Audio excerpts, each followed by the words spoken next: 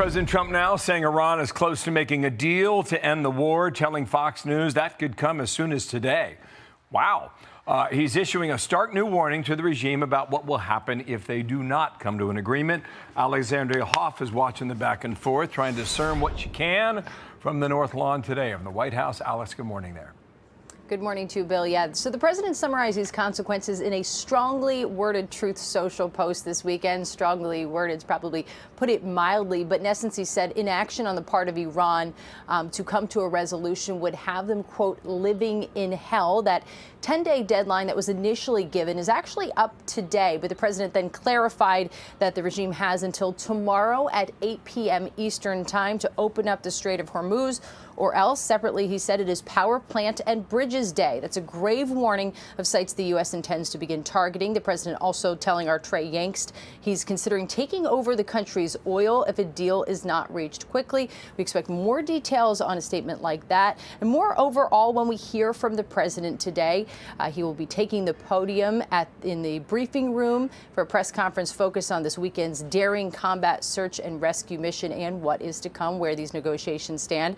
The president hasn't made any public remarks since Wednesday and was unusually, as it turns out, strategically quiet on social media early this weekend, resuming to praise the rescue mission's success, writing this is a moment that all Americans, Republican, Democrat, and everyone else should be proud of and united around. We truly have the best, most professional and lethal military in the history of the world.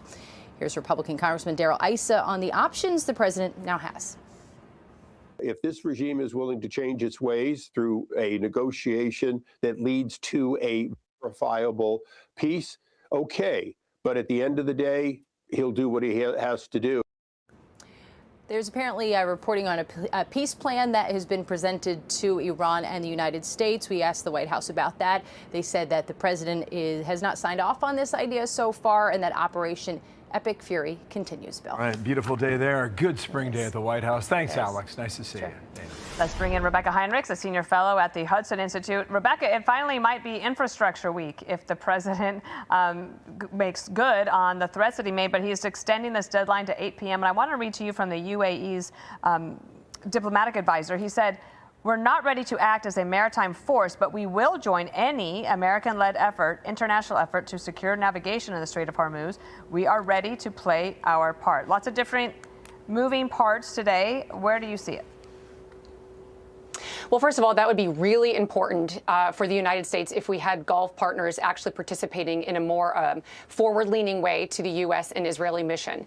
I think it's important also to look at what the president is threatening here, because there's some confusion surrounding it. The president is threatening to take out bridges and power plants. Now, those are what we call dual-use targets. So civilians use them and the military, the IRGC, uses them as well. The United States will follow the laws of armed conflict, Dana. So the way we do this is we look at those targets and we see how the military is using them. Clearly, President Trump doesn't want to hit them because our war is with the Iran regime, not the Iranian people. So we would be very careful to hit only those targets that the IRGC is still using to carry out their war effort to transport missiles and drone components. We already hit a big bridge, the B-1 bridge, because the IRGC was using it to transport missiles and drones. So clearly the president doesn't want to do that, but he will do that to force the Iran regime to open the strait, obviously, is our primary objective at this point. Senator Tim Kaine was on Meet the Press, and he says we should just stop immediately. Watch.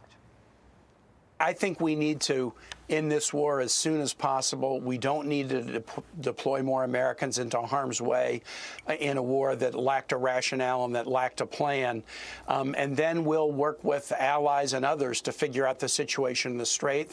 While the Gulf allies think about what they want to do, what about NATO?